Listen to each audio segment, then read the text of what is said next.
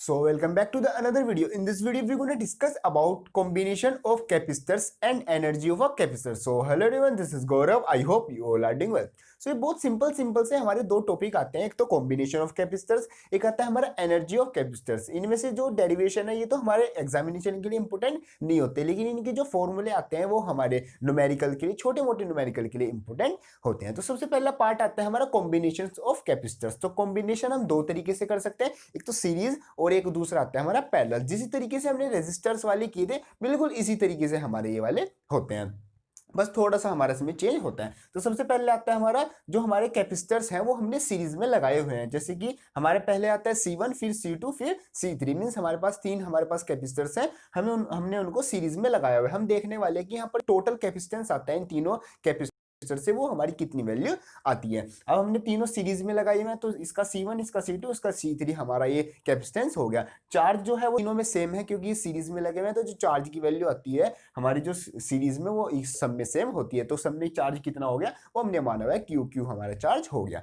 अब यहाँ पर लगी हुई है हमारी बैटरी। अब ये तीनों सीरीज में है, तो सीरीज में क्या हमारी जो वेलोसिटी वेलोसिटी कह रहा हूँ, जो हमारी पोटेंशियल की वैल्यू होती है मीन्स V, वो क्या होती है, वो भी हमारी डिफरेंट होती है। तो इसकी होगी V1, इसकी V2, इसकी V3, मींस जो इलेक्ट्रोस्टैटिक पोटेंशियल है तीनों के लिए वो भी हमारा अलग आ गया। तो सबसे पहले करते हैं। सो V1, जो V1 की वैल्यू आएगी मींस इलेक्ट्रोस्टैटिक पोटेंशियल की वैल्यू वो आएगी V1 is equal to Q/C1। ये हमारा एक फॉर्मूला होता है, V is equal to Q/C। तो V1 आ जाएगा Q/C1, इसी तरीके से V2 आ जाएगा Q/C2 और V3 आ जाएगा हमारा Q/C3। तो हमारे तीनों V की वैल्यू आ गई जो कि हमारे टोटल आती है। और जो टोटल V है हमारा उसको वो है हमारा V। तो जैसे जो V आएगा नेट V आएगा V is equal to V1 plus V2 plus V3। इसको मान लिया अपनी फर्स्ट वैल्यू।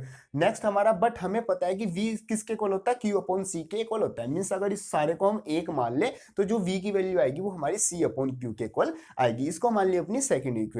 तो फर्स्ट और सेकंड से हम निकाल लेते हैं। फ्रॉम फर्स्ट एंड सेकंड हमारी क्या वैल्यू आ जाएगी, जैसे ये Q/C लिख दिया और इसमें से V1, V2 और V3 तीनों वैल्यू हमने इधर रख दी। इसमें से हम Q कॉमन लेंगे, Q तीन मतलब जितनी भी वैल्यू है उन सब में से कट जाएगा और जो हमारी फाइनल वैल्यू बच के आएगी वो आएगी 1/C is equal to 1/C1 plus 1/C2 plus 1/C3। Means ये आ जाएगी हमारी, इसका मतलब हो जाएगा जब भी जो हमारे कैपेसिटर्स हैं वो अगर हम उनको सीरीज में लगाएंगे तो जो हम टोटल जो हमारा नेट कैपेसिटेंस आएगा वो इक्वल टू आएगा जितने भी हमारे कैपेसिटेंस हैं उन सब का रेसिप्रोकल करके सम करने का जो वैल्यू आएगी वो आएगी हमारी टोटल कैपेसिटेंस। ये आ जाएगी 1/CS। CS का मतलब है यहाँ पर जो कैपेसिटेंस है वो हमने लिया हुआ है सीरीज में, तो ये आ जाएगी 1/CS is equal to 1/C1 plus 1/C2 plus 1/C3। Means सबका पहले रेसिप्रोकल करेंगे जितने भी कैपेसिटेंस लगे हुए उनकी वैल्यू का, और फिर क्या कर देंगे उनको सम अप कर देंगे। इससे हमारी क्या मिल जाएगी, हमें सीरीज वैल्यू है, सीरीज में जो हमारी कैपेसिटेंस की टोटल वैल्यू है वो हमें मिल जाएगी। नेक्स्ट आता है हमारा पैरेलल। मींस हमारे पास यही कैपेसिटेंस है, अब हमने इनको क्या किया हुआ है,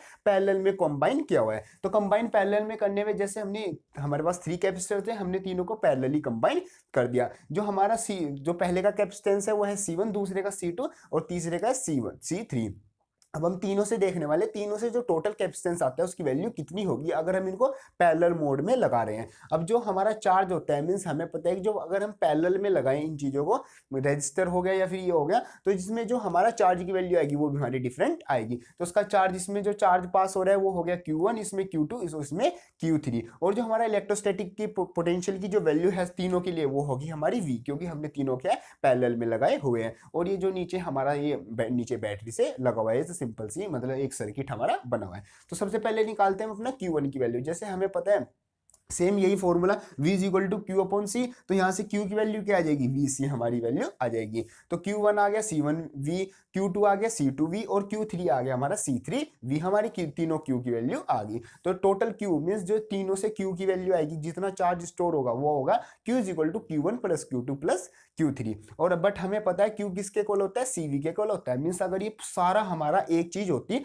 तो Q किसके इक्वल आ जाता, CV के इक्वल आ जाता। इसी तरीके से ये होगी हमारी फर्स्ट इक्वेशन, ये होगी हमारी सेकंड इक्वेशन। फर्स्ट और सेकंड से हम क्या कर देंगे, दोनों को आपस में इक्वेट कर देंगे। इक्वेट करने के बाद जो हमारी वैल्यू आएगी वो आएगी, जैसे यहाँ से CV हमने ये रख दिया और इन तीनों की वैल्यू इंडिविजुअली सम करके हमने यहाँ पर रख दी। इन सब में से कॉमन V लेके हम V को कट कर देंगे और हमारे पास जो फाइनल वैल्यू आएगी वो आएगी C is equal to, means जो टोटल कैपेसिटेंस होगा पैरेलल में अगर लगाएं वो आएगा C is equal to C1 plus C2 plus C3। Means अगर हम जो कैपेसिटर्स है उनको पैरेलल में लगाएंगे तो जो भी हमारा टोटल सम आएगा, मीन्स जो टोटल कैपेसिटेंस आएगा कॉम्बिनेशन इन पैरेलल में, वो इक्वल टू आएगा जो भी हमारे कैपेसिटेंस लगे हैं उनको अगर नॉर्मली हम सम कर दे वो हमारा किसके इक्वल आएगा, वो हमारा कैपेसिटेंस आएगा इन पैरेलल। तो Cp is equal to C1 plus C2 plus C3। बिल्कुल सिंपल इस तरीके से हमारा ये आ जाएगा, दोनों वैल्यूज हमारी ये आ जाएगी।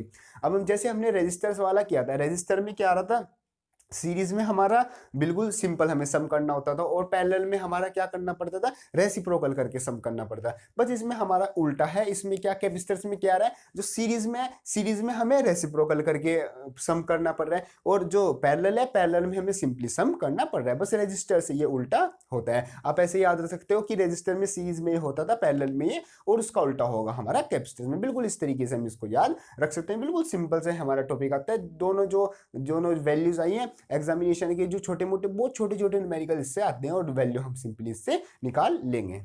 तो नेक्स्ट आता है मेरा एनर्जी। एनर्जी ना कैपेसिटर, एनर्जी ना कैपेसिटर बिल्कुल सिंपल सा ये भी कंसेप्ट होता है। जैसे एनर्जी का मतलब होता है कि कितना हमने वर्क डन किया है, तो वर्क डन इसमें हम निकालेंगे और इसी की हेल्प से हम क्या निकाल लेंगे, एनर्जी निकाल लेंगे। अब हमको एक फॉर्मूला होता है V मींस जो पोटेंशियल इक्वल होता है इलेक्ट्रोस्टैटिक पोटेंशियल, वो इक्वल टू होता है वर्क डन अपॉन चार्ज की। तो इसको ही हम यूज करते हैं। यहाँ से हम अपना W की वैल्यू निकाल लेते हैं, dW is equal to V into DQ। Means हमने बहुत स्मॉल के लिए हमने ये लिखा हुआ है। अब हम इसको इंटीग्रेट करेंगे, इंटीग्रेट करके हम अपना टोटल एनर्जी की वैल्यू निकाल लेंगे। तो dW is equal to V cross से हमारा DQ आ गया। अब हम दोनों तरफ इंटीग्रेशन का साइन लगा देते हैं और अपनी लिमिट लगा देते हैं। तो dW is equal to integration V dQ, ये हमारी वैल्यू आ गई। अब लिमिट है हमारी 0 टू Q, मींस जो हमारी जो कैपेसिटर है वो कितना चार्ज स्टोर करेगा, पहले तो 0 चार्ज स्टोर कर रहा था, फिर बाद में कितना चार्ज स्टोर करेगा, Q तक हमारा चार्ज स्टोर करेगा। तो 0 टू क्या हो गई, हमारी लिमिट हो गई। तो W इज इक्वल टू क्या आ गया, Q अपॉन C। जैसे V किसके इक्वल होता है, V हमारा इक्वल होता है, जैसे Q is equal to CV होता है ना,